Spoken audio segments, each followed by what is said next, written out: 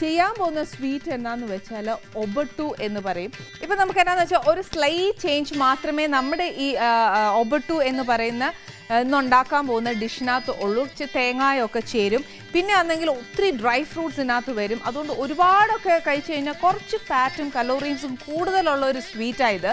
ഇത് ഒരുപാട് നമുക്കിപ്പോൾ സദ്യയൊക്കെ കഴിച്ച് കഴിച്ച് പായസം എല്ലാം കഴിച്ച് കഴിയുമ്പോൾ നമ്മൾ ഒരുമാതിരി ഫിറ്റാവും എന്ന് പറയല്ലേ, എന്ന് പറഞ്ഞ പോലെ ഈ ഒരൊറ്റ ഡെസേർട്ട് കഴിക്കുമ്പോൾ തന്നെ ഭയങ്കര നമ്മളെന്താ പറയുക ഒരു സ്വീറ്റ്നെസ് കൂടുതലാണ്. അതുകൊണ്ട് കുറച്ചൊരു ലിമിറ്റഡേ കഴിക്കാവുള്ളൂ. ഇതിന് പല പേരിലൊക്കെ അറിയപ്പെടും. ഇത് ഒബട്ടു എന്നറിയപ്പെടും, പൂരൻ ബോളി എന്നറിയപ്പെടും.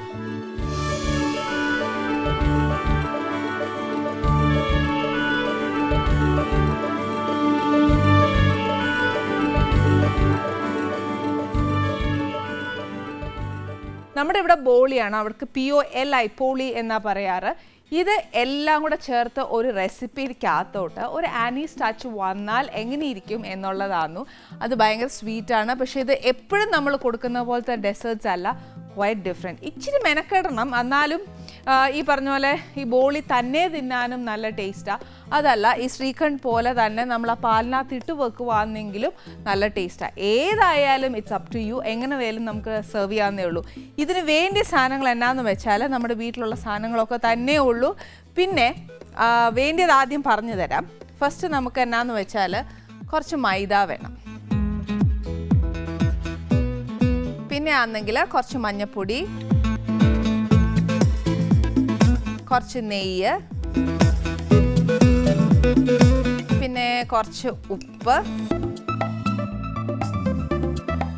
ഇതിന് വേണ്ടിയത് കുറച്ച് വെജിറ്റബിൾ ഓയിലാണ്. നെയ്യാണ് കൂടുതൽ ഉപയോഗിക്കുന്നതെങ്കിൽ അങ്ങനെ ചെയ്യാം, ഇല്ലെങ്കിൽ 50-50.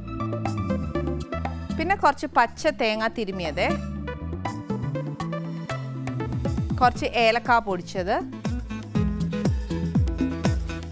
ഇത് കടലപ്പരിപ്പ് ഞാൻ നല്ലതായിട്ട് വേവിച്ച് വെച്ച് നല്ല ഉടച്ചെടുത്തേക്കുക. ഇത് കുറച്ച് കണ്ടൻസ് മിൽക്കാന്നു, അതിനകത്ത് കുറച്ച് എന്താ പറയുക കുങ്കുമപ്പൂ ഇട്ടിട്ടുണ്ട്. പിന്നെ കുറച്ച് അണ്ടിപ്പരിപ്പ്, പിന്നെ കുറച്ച് ശർക്കര. ഇത്രയും സാധനം വേണ്ട. ഇതിനകത്തൊരു ഓപ്ഷൻ കണ്ടൻസ് മിൽക്ക് ഇല്ലെങ്കിൽ വേണ്ട, ടെൻഷൻ ആക്കണ്ട. കണ്ടൻസ് മിൽക്കിന് പകരം സാധാ നമ്മുടെ കട്ടിപ്പാൽ അങ്ങോട്ട് തിളപ്പിച്ച് വെച്ച് നല്ലതായിട്ട്, അതായത് ഇച്ചിരി ഒന്ന് കുറുകണം, എന്നാലേ അതിനൊരു ടേസ്റ്റ് വരത്തുള്ളൂ. കുറുകി വെച്ച് ഈ എന്താ പറയുക നമ്മുടെ കുങ്കുമപ്പൂവും കൂടി ഇട്ട് വെച്ച് കുറച്ച് നേരം ഇട്ട് വെച്ചാൽ മതി. പാലാണ് ഉപയോഗിക്കുന്നതെങ്കിൽ പഞ്ചസാര ഇടണം, കുറച്ച്, ഒരുപാട് ഇടരുത്, ശകലം. കണ്ടൻസ് മിൽക്കാണ് ഉപയോഗിക്കുന്നതെങ്കിൽ പഞ്ചസാര ഇടണ്ട, പാലും ചേർക്കണ്ട, ഒന്നും ചേർക്കണ്ട. ഈ കണ്ടൻസ് മിൽക്ക് കുറച്ച് ലൂസാക്കിയിട്ട് നമ്മളതിനെ സെറ്റ് ചെയ്താൽ മതി. ഇപ്പം ഞാൻ കണ്ടൻസ് മിൽക്കാണ് എടുത്തേക്കുന്നത്, അതുകൊണ്ട് അത് വെച്ചിട്ട് എങ്ങനെയാണ് ചെയ്യുന്നതെന്നുള്ളത് ഞാൻ പറഞ്ഞു തരാം. ഇത്രയും കട്ടിയായിട്ട് നമുക്ക് എത്രയായാലും ആ ബോളിയുടെ മേളിൽ ഒഴിക്കാൻ ഒക്കത്തില്ല. അതുകൊണ്ട് ഇച്ചിരി ലൂസാക്കി വേണം നമ്മൾ ആ ബോളിക്കകത്തോട്ട് ഒഴിക്കാനുള്ളത്. കണ്ടൻസ് മിൽക്ക് ആണെങ്കിൽ ഈ പറഞ്ഞ പോലെ പാല് തിളപ്പിക്കുകയോ അങ്ങനത്തെ കാര്യങ്ങളൊന്നുമില്ല, ഡയറക്റ്റായിട്ട് ചെയ്യാവുന്നതേ ഉള്ളൂ. മറ്റേതാണെങ്കിൽ പാല് തിളപ്പിച്ച് ഇച്ചിരി നേരം ഒന്ന് കുറുക്കിയാൽ മാത്രമേ പറ്റത്തുള്ളൂ. പാലാകുമ്പോൾ എപ്പോഴും നമ്മുടെ വീട്ടിൽ കാണും. അതുകൊണ്ട് ആ രണ്ട് ഓപ്ഷനും തന്നെ. ഇനി ഇതിന് വേണ്ടിയ സാധനങ്ങൾ ഒന്നുകൂടെ ഞാൻ പറഞ്ഞുതരാം. ഉപ്പ് വേണം, പിന്നെ നെയ്യ്, മഞ്ഞൾപ്പൊടി, മൈദ, നല്ല പച്ച തേങ്ങ തിരുമിയതാണ്. പിന്നെ വേണ്ടിയത് ഏലക്കാപ്പൊടി, കണ്ടൻസ് മിൽക്ക് അല്ലെങ്കിൽ പാല്, കുങ്കുമപ്പൂവ്, പിന്നെ വേണ്ടിയത് കടലപ്പരിപ്പ് വേവിച്ചിട്ട് അതിനെ നല്ലതായിട്ട് മിക്സിയിലിട്ട് അടിക്കുകയോ അല്ലെങ്കിൽ കൈവച്ച് നല്ലതായിട്ട് ഉടച്ചെടുക്കുകയോ ചെയ്തത് ഏതാണെന്ന് വെച്ചാൽ അത്. പിന്നെ കുറച്ച് ശർക്കര, ഇഷ്ടം പോലെ ഫ്രൂട്ട്സ് ഇടാം. ഇപ്പോൾ ഇവിടെ ഞാൻ അണ്ടിപ്പരിപ്പ് മാത്രമേ എടുത്തിട്ടുള്ളൂ. പക്ഷേ ഏതൊക്കെ ഫ്രൂട്ട്സ് നമുക്ക് കിട്ടുമോ, ഡ്രൈ ഫ്രൂട്ട്സ് എന്തൊക്കെ കിട്ടുമോ അതെല്ലാം നമുക്ക് നെയ്യിനകത്ത് വറുത്തിനകത്ത് ഇടാവുന്നതേ ഉള്ളൂ. ഇത്രയും സാധനങ്ങളാണ് നമുക്കിപ്പം വേണ്ടിയത്. ഇനി ഇതെങ്ങനെ ഉണ്ടാക്കുന്നതെന്നുള്ളത് പറഞ്ഞു തരാം. ഫസ്റ്റ് എന്നാന്ന് വെച്ചാൽ നമുക്കൊരു മാവ് കുഴച്ച് വെക്കാനുണ്ട്. 1 കപ്പ് മൈദ ഇട്ടേച്ച് അതിനകത്തോട്ട് ഒരു നുള്ള് എന്നാ പറയുക മഞ്ഞപ്പൊടിയോ അല്ലെന്നുണ്ടെങ്കിൽ ഫുഡ് കളർ വേണ്ട, അതിനേക്കാട്ടിലും ഏറ്റവും നല്ലത് മഞ്ഞപ്പൊടി തന്നെയല്ലേ. അതുകൊണ്ട് ഒരു നുള്ള് ഒരു കളർ വരാൻ വേണ്ടി മാത്രം. ഒരുപാട് മഞ്ഞ ഇട്ടാൽ ഉണ്ടല്ലോ ആ മഞ്ഞ ചുവയ്ക്കുവേ, അതുകൊണ്ട് അത് വേണ്ട. ഇതിനകത്തോട്ട് ഒരു വലിയ സ്പൂൺ നെയ്യ് ഇട്ടു. മൈദയ്ക്ക് വേണ്ടിയിട്ടുള്ള ഉപ്പ് മാത്രം. ഇതിനെ ആദ്യം നമ്മൾ പുട്ട് നനയ്ക്കുന്ന കൂട്ട് ഒന്ന് നനച്ച് ആ നെയ്യ് എല്ലായിടും ഒന്ന് ആയതിന് ശേഷം മാത്രമേ വെള്ളം ഒഴിക്കാവുള്ളൂ. പിന്നെ കുഴച്ച് വരുമ്പോഴത്തേക്ക് ഈ നമ്മൾ ചപ്പാത്തി മാവൊക്കെ കുഴക്കുകയല്ലേ എന്ന് പറഞ്ഞ കൂട്ട് ചപ്പാത്തിക്കാട്ടിലും കുറച്ചുകൂടി ഒന്ന് സോഫ്റ്റായിട്ട് വേണം കുഴയ്ക്കാനേ. കുറച്ച് വെള്ളം ഒഴിച്ചേച്ചേ കുഴയ്ക്കാവുള്ളൂ. എന്നാന്ന് വെച്ചാൽ നമ്മൾ ചപ്പാത്തി മാവൊക്കെ ആണെങ്കിലും എല്ലാം കുഴയ്ക്കാനെടുത്താലും എപ്പോഴും വെള്ളം ആദ്യം കൂടിപ്പോയാൽ പിന്നെ നമ്മൾ ആദ്യമായിട്ട് പാചകം പഠിക്കുന്ന പോലെ ഇരിക്കും.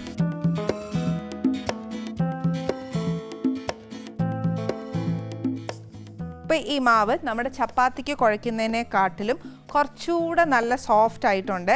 ഇനി ഇതിനകത്തോട്ട് ഈ മാവ് കുറച്ചുകൂടെ ഒന്ന് സോഫ്റ്റ് ആവാൻ വേണ്ടി ഞാൻ കുറച്ച് വെജിറ്റബിൾ ഓയിൽ ഇതിൻ്റെ മേലിലോട്ട് തൂവി വെക്കാമെന്ന് ഇതിങ്ങനെ ഒഴിച്ച് വെച്ചേക്കാം. നമ്മൾ എത്ര നേരം ഈ എണ്ണയിൽ ഈ മാവ് ഇരിക്കുന്നോ അത്രയും സോഫ്റ്റ് ആവും നമ്മുടെ ഈ ഡോ. അതുകൊണ്ട് ഒരുപാട് നേരം നമ്മൾ വെക്കുവാണെങ്കിൽ നമുക്ക് പരത്താൻ ഒരു ഇച്ചിരി പ്രയാസമായിരിക്കും. അതുകൊണ്ട് നോക്കിയേച്ച് വേണം. പിന്നെ ചിലരാണെങ്കിൽ ഇതിന് എണ്ണയ്ക്കകത്ത് തന്നെ ഇട്ട് വെച്ചേക്കും. അങ്ങനെ വെക്കുവാന്നേലുണ്ടല്ലോ ഭയങ്കര സോഫ്റ്റായി പോവും. അപ്പോൾ പിന്നെ നമുക്ക് പരത്താൻ ഭയങ്കര പ്രയാസമാണ്. ഇപ്പം നമ്മൾ ഫോർ എക്സാമ്പിൾ ഞാൻ പറയാം, ഈ വെളിയിലൊക്കെ ബറോട്ടയൊക്കെ ഉണ്ടാക്കുമ്പോൾ എന്നറിയോ എണ്ണ തൂത്ത് വെക്കുന്നത് ആ മാവ് നല്ല സോഫ്റ്റ് ആവാൻ വേണ്ടിയിട്ടാണ്. അപ്പോൾ അതേ ഒരു പ്രൊസീജിയറായിരുന്നു ഇവിടെയും ചെയ്തേക്കുന്നത്. പക്ഷേ ഇത് ഞാൻ പെരട്ടി വെച്ചിട്ടേ ഉള്ളൂ. എണ്ണയ്ക്കകത്തോട്ട് ഇടുവാന്നേൽ നല്ല സോഫ്റ്റ് ആവും എന്ന് പറഞ്ഞാൽ ഈ മാവ് ഭയങ്കര സോഫ്റ്റ് ആവും. നമ്മൾ എത്ര എണ്ണ ഒഴിക്കുന്നോ അത് ഫുള്ളാ മാവയിൽ ഫുൾ പിടിച്ചു പോകും. കുറച്ച് നേരം ഇത് ഒരു സൈഡിൽ ഇങ്ങനെ ഇരിക്കട്ടെ. പെട്ടെന്നൊക്കെ ഈ സാധനം ഉണ്ടാക്കാനാണെങ്കിൽ ഈ പറഞ്ഞ പോലെ നിറച്ച് എണ്ണയിൽ ഒഴിച്ചിടാം. അതല്ല കുറച്ച് നാളെയോ അങ്ങനെ വല്ലതൊക്കെ ഉണ്ടാക്കുവാന്നേലും ഇങ്ങനെ കുഴച്ച് വെച്ച് എന്നാ ചെയ്യണമെന്ന് വെച്ചാൽ കുറച്ച് നേരം എണ്ണയൊന്ന് മേളിൽ ഇങ്ങനെ പെരട്ടി വെച്ചാൽ മതിയേ. അതിൽ കൂടുതൽ ചെയ്യേണ്ട. നെക്സ്റ്റ് എന്നാ ചെയ്യേണ്ടതെന്ന് വെച്ചാൽ അടുപ്പൊന്ന് കത്തിച്ചേച്ച് നെയ്യിനകത്തോട്ട് ഒഴിക്കും. ഒരു വലിയ സ്പൂൺ നെയ്യാണേ. ഈ നെയ്യ് ഒന്ന് ഉരുവി കഴിഞ്ഞാൽ കുറച്ച് തേങ്ങ, എത്ര നമുക്ക് തേങ്ങ ഒരുപാട് ഇഷ്ടമാണെങ്കിൽ അങ്ങനെ ഇടാം. അതല്ല ഇതിൻ്റെ കണക്കാണെങ്കിൽ ഒരു 2 ടേബിൾ സ്പൂൺ ഇട്ടേച്ചാൽ മതി.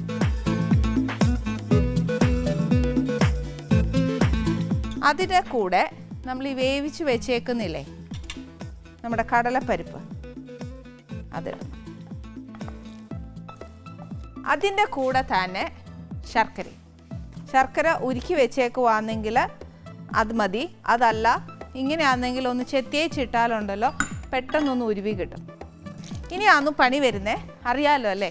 ഇത് നല്ലതായിട്ടൊന്ന് വരട്ടണം. എന്നുവെച്ചാൽ ആ നെയ്യേ കിടന്ന് ആ ശർക്കര നല്ലതായിട്ടൊന്ന് ഉരുകിയേച്ച് ആ തേങ്ങായ്ക്കകത്തെ വെള്ളവും ഇതും എല്ലാം ഒന്ന് പറ്റി നമ്മുടെ ആ കടലപ്പരിപ്പുണ്ടല്ലോ അത് ശരിക്കും ഒന്ന് വരണ്ട് ശരിക്കും നമ്മളിപ്പോൾ കുഴച്ച് വെച്ച പോലെ തന്നെ ഒരു ഡോ ആവുമേ. അപ്പോൾ അറിയാം ഈ പറഞ്ഞ പോലെ തന്നെ അതിന് സമയം എടുക്കുമെന്നേ.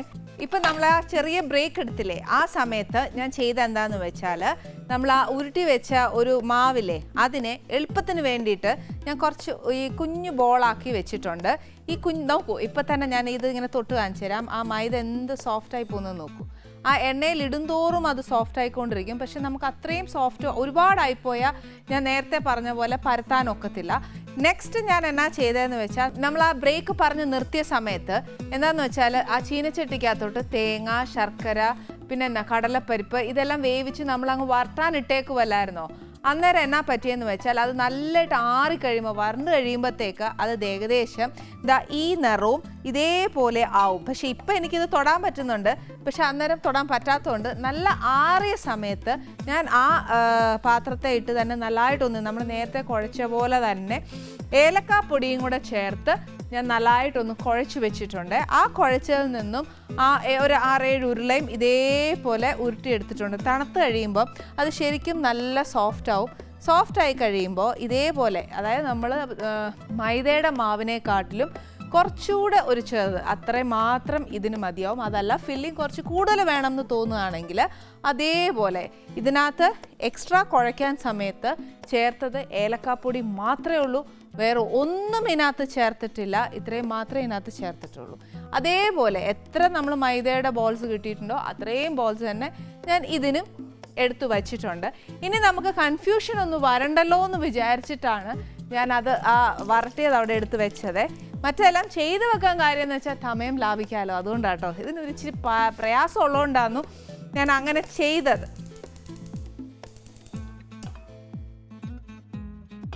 ഇനി പാൻ ഒന്ന് കത്തിച്ചേച്ച് നമ്മുടെ ചപ്പാത്തി കല്ലെടുക്കണം. അതിനകത്തോട്ട് കുറച്ച് നെയ്യൊന്ന് പുരട്ടണേ, അല്ലെന്നുണ്ടെങ്കിൽ ഇത് കയറി ഒട്ടിപ്പിടിക്കും. എന്നിട്ട് ഫസ്റ്റ് ഒരു ഉരുള, ഇത്രയും തന്നെ വേണ്ട,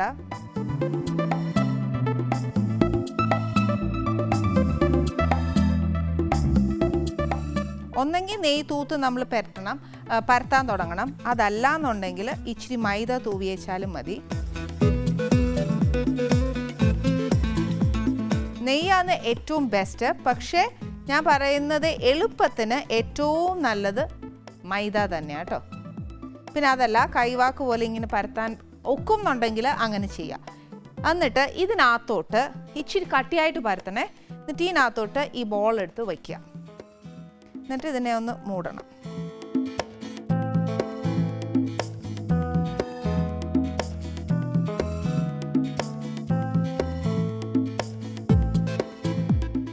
ഇത് വേണമെങ്കിൽ കുഞ്ഞു ബോൾസ് ആക്കാം, അല്ലെന്നുണ്ടെങ്കിൽ വലിയ ബോളീസ്. ഇത് എങ്ങനെ നമ്മൾ ആ ബോളിൻ്റെ വലിപ്പം വരുന്നോ അത്രയും വലിപ്പത്തിൽ നമുക്ക് ഈ പറഞ്ഞ കൂട്ട് ആ ബോളി ഉണ്ടാക്കാൻ പറ്റും. അപ്പോൾ കുഞ്ഞു ബോളിയാണ് ഏറ്റവും നല്ലത്. ഇത് കുറച്ച് എന്നാ പറയുന്നത് ഒരു ഹെവി സ്വീറ്റ് ആയതുകൊണ്ടാണ് ഞാൻ പറയുന്നത് കുഞ്ഞു ബോളിയാണ് ഏറ്റവും നല്ലത്.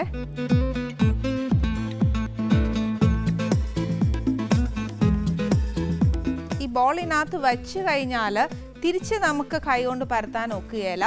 നമുക്ക് ചപ്പാത്തിയുടെ കല്ല് വെച്ച് റോളർ വെച്ച് തന്നെ പരത്താൻ ഒക്കത്തുള്ളൂ. അന്നേരം കുറച്ച് മൈദ ഇട്ടോണേ.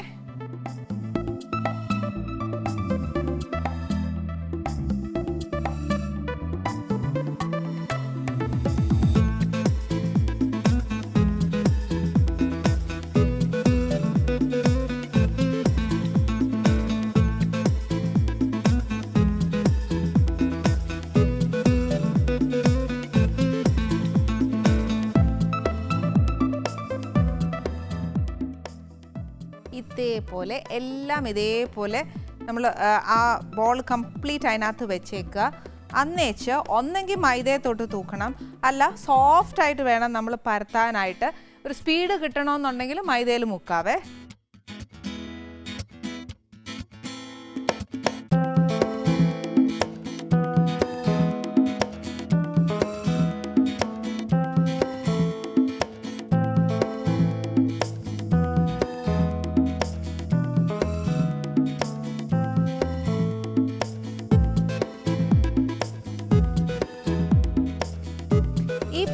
നമ്മൾ ഈ ഉണ്ടാക്കുന്ന ബോളി പിന്നെ ചുട്ടെടുക്കുമ്പോഴത്തേക്ക് ശരിക്കും നെയ്യ് തൂത്ത് വേണം ചുട്ടെടുക്കാൻ.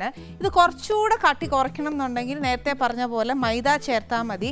ഏറ്റവും ഞാൻ പറയാം, നല്ല കൈവാക്ക് വന്ന ശേഷം മാത്രമേ നമ്മൾ ഇത് മൈദയിൽ മുക്കാതെ ചെയ്യാവുള്ളൂ. അല്ലാതെ ചെയ്യുമ്പോഴത്തേക്ക് ഈ പറഞ്ഞ പോലെ എനിക്കിനിപ്പോൾ ഞാൻ എത്ര ചെയ്താലും ശരിക്കും പറഞ്ഞാൽ മൈദയിൽ ചെയ്യുമ്പോഴാണ് എനിക്കും സ്പീഡപ്പ് ഉണ്ടാവുന്നത്. പക്ഷെ ഞാനത് റിയൽ ആയിട്ട് ചെയ്യുമ്പോൾ അങ്ങനെ ചെയ്യല്ലേ എന്ന് പറയാൻ കാര്യം, അത് റിയലായിട്ട് അത് ഉണ്ടാക്കുന്ന ആ നെയ്യെ തന്നെ അധികം മൈദയൊന്നും ഉപയോഗിക്കാതെയാണ് അവരുണ്ടാക്കി ഞാൻ കണ്ടേക്കുന്നത്. ഇത് ഫസ്റ്റ് ഞാൻ ഉണ്ടാക്കാൻ പഠിച്ചത് തന്നെ എൻ്റെ ഒരു സിസ്റ്റർ ബാംഗ്ലൂരിൽ നിന്ന് വന്നപ്പോൾ ഞങ്ങളൊക്കെ തീരെ കൊച്ചാ. അപ്പോൾ ആ ചേച്ചി വന്നേച്ച് ഫസ്റ്റ് വീട്ടിലുണ്ടാക്കിയപ്പോഴത്തേക്ക് നല്ല ടേസ്റ്റ് ആയിരുന്നു. അന്ന് തൊട്ട് എൻ്റെ മനസ്സിനകത്ത് കയറിയ ഒരു ബോളിയാണ് ഇത്. എപ്പോഴും ചേച്ചി ഇവിടെ വരുമ്പോൾ ഞാൻ ചോദിക്കും, അല്ലെങ്കിൽ ബാംഗ്ലൂരിൽ വിളിച്ച് ചോദിക്കും. ഐവി ചേച്ചി അപ്പോൾ എപ്പോഴും എനിക്ക് പറഞ്ഞു തരും ഇതെങ്ങനെയാണ് ഉണ്ടാക്കുന്നതെന്നും. ഇപ്പോഴും ആ സ്റ്റിൽ ഇതുണ്ടാക്കുമ്പോൾ നൊസ്റ്റാൾജിയ സ്റ്റിൽ നമ്മുടെ മനസ്സിലേക്കുണ്ട്. അപ്പോൾ ഈ ശരിക്കും പറഞ്ഞാൽ നവരാത്രി വന്നപ്പം ഞാൻ നമ്മുടെ പ്രേക്ഷകരുമായിട്ട് ശരിക്കും ഷെയർ ചെയ്തതാണ്. ഇത് നല്ലൊരു സ്വീറ്റാണ്. നമ്മുടെ നാട്ടിൽ ഇത് ചെയ്യത്തില്ല. ഇത് ചെയ്യാത്തടത്തോളം നമ്മുടെ ഒരു നവരാത്രിയിൽ അല്ലെങ്കിൽ ഒരു പൂജ തൊഴാൻ വരുന്ന ഒരാൾക്ക് സ്പെഷ്യലായിട്ട് കൊടുക്കാൻ പറ്റുന്ന ഒരു എന്താ പറയുക നിവേദ്യമായിരിക്കും. ഇത് ഇനി ചുട്ടെടുക്കുന്നത് കംപ്ലീറ്റ്ലി നമ്മുടെ ഒരു ബോളി ചുട്ടെടുക്കുകയല്ലേ എന്ന് പറഞ്ഞ പോലെ തന്നെ ഇത് ചുട്ടെടുക്കണം. അത് ലേശം അവിടെ ഇവിടെ ഇങ്ങനെ ചപ്പാത്തിക്ക് വരുന്ന പോലെ ബ്രൗൺ കളറായി കഴിയുമ്പോൾ എടുക്കുക. എടുത്തു കഴിഞ്ഞതിന് ശേഷം ബാക്കി ഒരു പ്രൊസീജിയറുണ്ട്, അത് ഞാൻ പറഞ്ഞുതരാം.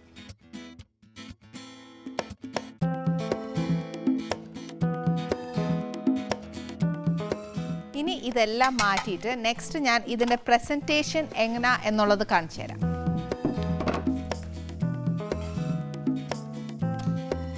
ചുട്ടെടുക്കുമ്പോൾ നെയ്യെ തന്നെ ചുട്ടെടുക്കണം, നിറച്ച് നെയ്യ് വേണം, ഇല്ലയെന്നുണ്ടെങ്കിൽ അതിൻ്റെ ആ ടേസ്റ്റ് കാണുകയല്ലേ. ചൂടോടെ കഴിക്കാനും ഇത് നല്ല ടേസ്റ്റാണ്. അത് ചൂടോടെ വേണമെന്നുണ്ടെങ്കിൽ അങ്ങനെ കഴിക്കാം, എങ്ങനെ ആയാലും. ഇനി എങ്ങനെ അതിൻ്റെ പ്രസൻറ്റേഷൻ എന്ന് പറഞ്ഞാൽ, ചൂടോടെ എന്തായാലും നമുക്ക് ഈ ഒബട്ട് ചുരുട്ടാൻ ഒക്കത്തില്ല. അപ്പോൾ തണുത്തത് തന്നെ ആദ്യം എടുക്കാം. ഒന്നെങ്കിൽ ഇങ്ങനെ റോൾ ചെയ്തെടുക്കാം, അല്ലാന്നുണ്ടെങ്കിൽ ഫ്ലാറ്റായിട്ട് ഇടാം. ഏതായാലും നമുക്ക് ഏതാ കൈവാക്കെന്ന് വെച്ചാൽ അത് ചെയ്താൽ മതി.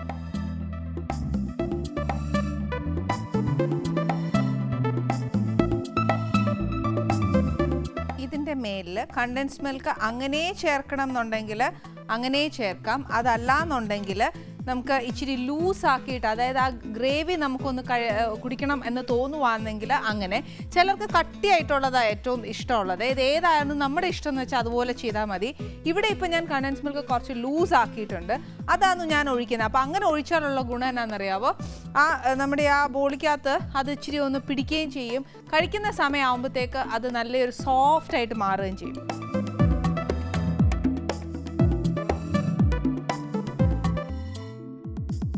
കുറച്ച് ചില്ലായിട്ട് കൊടുക്കുവാണെങ്കിൽ, അതായത് ഫ്രിഡ്ജ് വെച്ചിട്ടൊക്കെ കൊടുക്കുവാണെങ്കിൽ കുറച്ചുകൂടെ നല്ല ടേസ്റ്റ് ആട്ടോ അത്. ഓൾമോസ്റ്റ് അത് നിറഞ്ഞിട്ടുണ്ട്. ഇതിൻ്റെ മേലിലേക്ക് കുറച്ച് ഫ്രൂട്ട്സ്, അത് ഇപ്പം ഏതായാലും ഡ്രൈഡ് ഫ്രൂട്ട്സ് കുഴപ്പമില്ല. പിസ്താഷ്യൂ ആവാം, ബദാം ആവാം, കാഷ്യൂ ആവാം, റേസിൻസ് ആവാം. അതല്ല ഇതെല്ലാം മിക്സ് ചെയ്തിടണമെന്നുണ്ടെങ്കിൽ അങ്ങനെയും ചെയ്യാം. ഏതാ നമ്മുടെ ഇഷ്ടമെന്ന് വെച്ചാൽ അത് ഇടാമെന്നേ ഉള്ളൂ. പിന്നെ ഈ പറഞ്ഞ പോലെ ഇത്രയും വലിയൊരു ബോളി ഉണ്ടാക്കണം എന്നില്ല, ചെറിയ ബോളി ആക്കാൻ വേണമെങ്കിൽ അതും ചെയ്യാം. നമുക്ക് സെർവ് ചെയ്യാനും കണ്ടാൽ അട്രാക്റ്റീവായിട്ട് തോന്നുന്നത് ഏത് ഷേപ്പാണോ അത് നമുക്ക് ചെയ്യാം.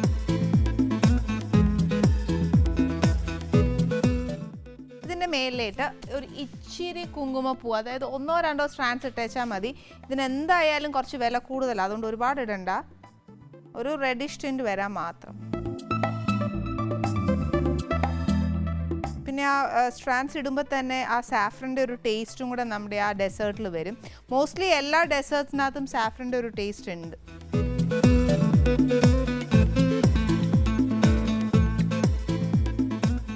ഇത്രയും മാത്രമേ ഉള്ളൂ നമ്മുടെ ആ പൂരൻ പോളി. ദാറ്റ് ഈസ് ഒരു പുതിയ ഒരു ഡെസേർട്ടാണ് ഇത്. കുറച്ച് ചില്ലായി കഴിയുമ്പോഴത്തേക്ക് കുറച്ചുകൂടെ നല്ല ഒരു ടേസ്റ്റ് ആയിരിക്കും. അതിനെ ഹാഫായിട്ട് മുറിച്ച് കൊടുക്കണം എന്നുണ്ടെങ്കിൽ ഹാഫായിട്ട് മുറിക്കാം. ഇതൊന്നുമല്ല, മേളിൽ അത് ഡിസൈൻ ചെയ്യണ്ടെന്നുണ്ടെങ്കിൽ നമ്മൾ ഈ ബോഡി ചുരുട്ടുമ്പോൾ തന്നെ അതിനകത്ത് ഈ ഡ്രൈ ഫ്രൂട്ട്സ് ഫില്ല് ചെയ്ത് കൊടുക്കാമെന്നേ ഉള്ളൂ.